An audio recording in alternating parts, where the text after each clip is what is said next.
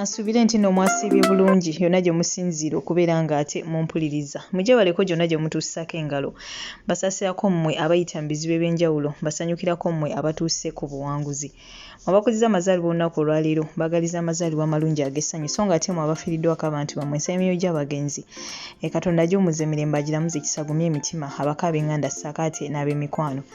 Amanya enzo Mumbejja Aisha Nassolo buterevu mba ntuuse okubeera nga ate nkutuusako updates ge mawulire agagenda mu maaso mu ggwanga lyattu Uganda. Kyenkusaba kiri kimu subscribe nga teekako akadde oleme okubeera nga ate omissing out. Yes, kati na amawulire munnange ate getugenze okubeera nga ate getugenze maaso n'okubeera nga ate tufuna olunaku olwaleero ge gaba n'abavubuka abavaayo nga bwe batyo bagamba nga Pastor Kayanja munnange we yabasiyaga ku mudumu gw'emmundu bagamba ebigambo byali bingi nnyo obutambi bungi nnyo ndowooza muzzenga mu bulaba mikwano gyange munnange. Abamu ku abo abavubuka bavuddeyo bwe batyo nga bagamba mbu Pastor Ssenyonga yabawa ssente basobole okubeera nga ate bakola ki balumiriza Pastor Kayanja. Kwegamba ebintu si byangu, sigenda kubeera nga ate njogera bingi okujjako okubeera nga ate ngenda kuba nkulekerako akatambi ako mu maaso kawo naye nga bannange ekituufu kye ki? Ekituufu kye ki? Kubanga abavubuka bangi nnyo abavuddeyo nga balumiriza Pastor Kayanja obusiyazi mbu abasiyaga biki bingi nnyo ndowooza nammwe muzze mu biraba. Kati ate abamu ku abo abavubuka ate we bavaayo essaawa eno nga bagamba nti bapasita abalala be bavaayo ate ne babagula bakole ekyo. Kati bannange tunaatwala ki? Era bwe kibanga ddala kituufu nga waliwo we basiyaga tunakkiriza tutya nti ddala babasiyaga ng'ate abamu ku abo abavaayo ate bamala ne bavaayo ate ne beekuba endobo. Kale kwegamba ebintu si byangu mukwano gwange naye nga nkusaba komenti yo ogintereko wansi awo mu comment section. So nga ate ndowooza ne Pastor Bujingo naye bamwanukudde kubanga Pastor Bujingo omulanga gwe gubadde nti Pastor Kayanja vaayo oyogere ku nsonga ey'ebisiyaga, oyogere oba ddala abaana obasiyaga oba toyogera. Era bw'atyo n'agamba mukyala wa Pastor Kayanja nti taddamu kuvaayo kuwolereza bba nga ye bw'ati ayagala Pastor Robert Kayanja ye kennyini yaba asitukiramu. Kati nno munaye twabadde tukyali awo Pastor Kayanja munaye n'avaayo musajja wattu ng'akulukusa n'amaziga bw'atyo ye n'agamba nti tasiyagangako ku baana era eby'obusiyazi munnange ye tabimanyi. Yayogedde bingi naye ngenda kuba mukulekerako mukwano gwange. Bagamba nti akuddira mu luyimba taluwoomya ate ne lubaale w'omulamu bw'atyo tasamirirwa. Ngenda kuba nkulekerako obutambi buno naye nga bannange ebintu si byangu n'akamu n'akeddagala ebintu birimu kwegamba waliwo awo ekintu kye sitegeera bulungi ku nsonga zino naye nga ye Katonda yasinga okumanya naye ng'ebintu binene we biba bituufu with time era butereevu tujja kuba tumanya era we biba si bituufu era tujja kuba tumanya. Katuteekewo amaaso abiri tugoberere ate munnange ebigenda mu maaso. Goodbye for now toseetuka. Amanya n'eddoboozi mpitibwa Kyazenolani. Amanya n'eddoboozi mpitibwa Gatete Godfrey. Amanya n'eddoboozi nze Wafula Joshua awamu bampita Josh. Amanya gange bampita Musi Godfrey naye abasinga bategeera Ricky Montana. Amanya gange bampita David Kawoya nga abasinga mumanyi nga David Muto. Amanya bampita John Pantaleo. Pastor Ssenyonga kyogamba tomanyi najja ku kyakiyo ng'onsuubiza okundabirira n'ongamba abantu ali mu ddwaliro bankebere nga Pastor Kayanja bwe yansiyaga n'otwaleyo ne bankebera nga twali kivaayo n'ongamba ngende mu kamera njogere nti nina 17 years nze nina 23 years naawe. Vuddeyo leero okulumiriza David Asimu. Okimanyi bulungi nnyo nti nkuze naawe tubadde ffenna nate bino bye watandise okujja okuvaayo okuwaayiriza mbu omugenzi Pride Mugume David mbu baamutira mu kanisa ne bamuziika. Okimanyi bulungi nnyo nti mwana yafa accident ku luguudo lw'Entebbe ne famire ye waabwe ekimanyi bulungi nnyo. Dani Wizi ebintu by'oli mu kupostinga ebintu by'oli mu kukola byonna by'oli mu kukola bya bulimba. Okimanyi twakwata ekkubo nze naawe ne tuva ne tugendewo Musumba Ssenyonga n'atugamba bulungi ayagala atuwe ssente tuwayirize Omusumba Kayanja nti no musiyazi. Era okimanyi twatuukayo bulungi n'atugamba tufune nga tuplanize naawe n'Omusumba n'atugamba tufune omuntu asobola okwogera nga Kayanja amuwaayirize yefuule nti ayogera naye agenda tuwa ssente. Okimanyi bulungi nnyo naye kyankwasiza obusungu Dani Wizi okuvaayo n'opostinga ebintu by'ekisibo ebyo ku page ng'okimanyi tubadde wano ffenna ku church Musumba atuyambidde ebbanga atuyambye buli kimu novayo noyogera ebintu ng'ebyekisiru nga tokimanyi omusajja talina kintu n'ekimu kyakola because singa Musumba Kayanja yali mu serious singa nange kennyini yakola ki yabinkola naye ovuddeyo wenoonya erinnya lye postinga ebintu ebyo naye nga ate okimanyi twagenda ffenna ewa Ssennyonga n'atugamba ye kennyini n'atugamba njagato mwono n'erinnya ly'oyo omusajja ngenda bawa ssente ye kennyini ng'akitugamba naawe okimanyi. So nziza okuclarifyinga ku nsonga y'amaloboozi agamu agaavaayo nga gogera omuvubuka nga yogera mbu ne Pastor Kayanja nsonga like nga boogera eby'omulenzi. So nvuddeyo clarifyinga okulaga nti aga amaloboozi banfuna nze yakozesa eddoboozi lye kuba nsobola okwogera nga Musumba Kayanja. So nafunibwa ne baŋŋamba nzije njogere recording aga amaloboozi era nze mwennyini nze yagakolera. David ku nsonga gy'ogenda mu maaso ng'ovuga okimanyi bulungi byonna watandika nange twatandika ffenna era wajja ewange ng'oŋŋamba olina omunene gw'ontwalako ne nkubuuza munene ekyoyo n'oŋŋamba tugende ew'omunene and then twatuuka ew'omunene ngenda olaba ontwala ku kyaki ya Pastor Ssennyonga okimanyi nawe byabasumba sibidiringiramu n'oŋŋamba agenda tuwa ssente mu kuŋŋamba mu agenda tuwa ssente ne ŋŋamba it's okay waba agenda tuwa obuyambi tewaliwo obuzibu naye ate we nagenda owulira mbu ate okutuwa obuyambi ne batuza emabbali waliwo secretary we erinnya lyerabidde ne batuza emabbali wa Pastor Ssennyonga ne batukubira meeting ne batugamba nga bwe tulina okusooka okukola ki okwogera ku Musumba Kayanja nti yatukozesa.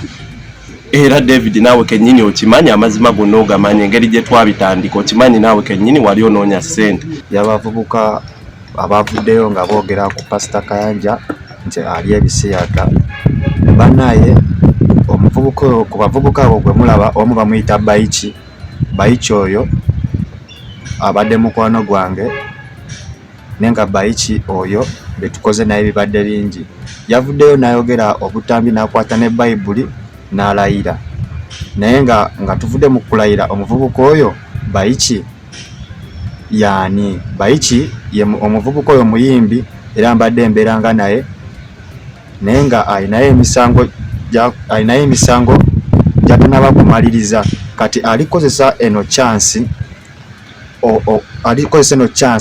okuvumaganya chachi yaffe ne pastor waffe nti ali ebisiyaga ekitali kituufu. Baiki Mapengo wasemba okubeera ku chachi yaffe okubeera ku Miracle Center before na even COVID 2019 before COVID 2018 ndi wasemba okubeera ku Miracle Center ate nga naffe gye twali tusabira twakujoyininga ffe nga tebabitulyako ssebo ffe nga tuli bulungi ze nga Sambala pampa obeereyo wabweru byonna bye mukola ffe tetubimanyi and then at the end of the day muze mwagala teeka mu manya gaffe mu bintu bye mukola. Baiki mwegendereze mulekerawo ozungira mu basumba Baiki mulekerawo okwagala ssente z'obwereere mubeereeyo wabweru w'ekyaki ne babakola ebintu byammwe ne mwagala mugete ku kyaki ojjojjobya nnyo bakyali baffe buli kyali waffe omujjojjobya lwakusirika kati obadde weekwese Baiki oyo abadde yeekwese ebbanga lye lyonna nga yeekwese tafuluma nnyumba lwa nsonga bamubanja yaleka kutwala Baiki twagala mu njaga eyo Baiki enjaga nyingi tolina wadde ekikumi enjaga ekuli ku mutwe okitegeera Baiki tukunoonya.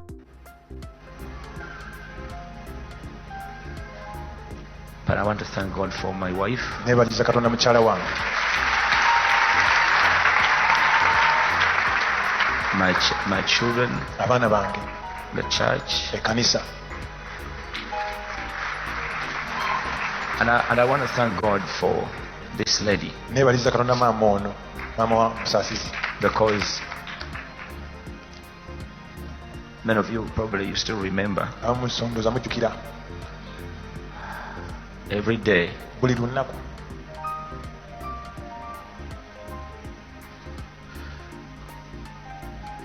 There was always a new program. Waliwo program empibeze. New headline on newspapers. Omutwe gw'osanga ku makya ku mawulire. I remember nzijukira. We were taking the kids to school. And that's when she told me, because our kids were young. Abaana bali bakyali tutwala mu ssomero. It's been a long time. Kiseera kiyise. 8 years? From 7. It's amazing. The 7, God revisits the issues. Emyaka 7 giyise Katonda n'abikomyawo. And I remember they asked a question abaana bambuuza ekibuuzo because they saw the headline on red paper. Red paper. they said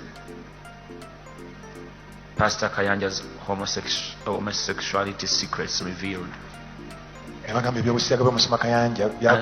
don't remember whether it was Christian or her. We were taking them to school. And one of them asked, he said, "Hey Dad, you're in the newspaper." Because they could put my picture so big. And one of them asked me, said, "What is homosexuality?" And she said to me, said, "Don't take the kids to school again." I will do that.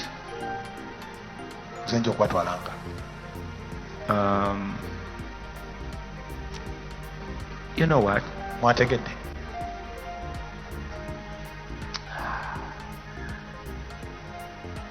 Yeah.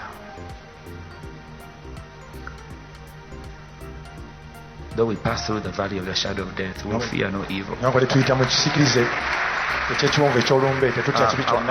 thank God this lady. Because she came up by herself.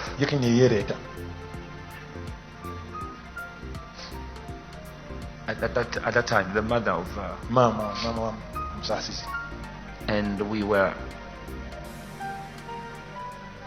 and we begin to see the headline that there is a lady who's coming up to claim.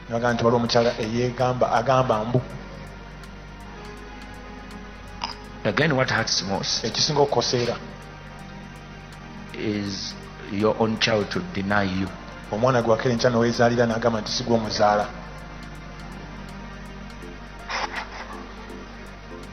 Because he was misled. I pray that God will forgive the church and forgive us as pastors.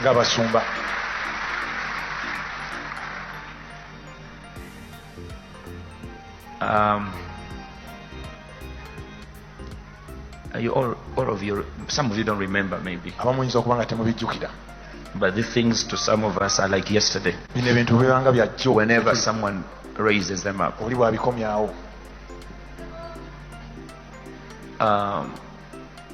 But I remember having written my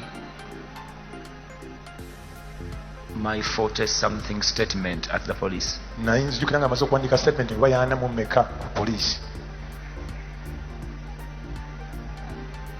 And having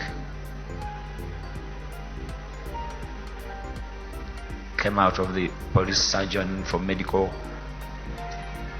check-up and tests.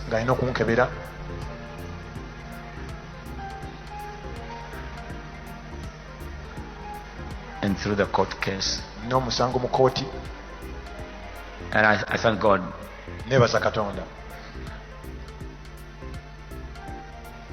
People worked so hard on this case. It reached highest level. Seriously.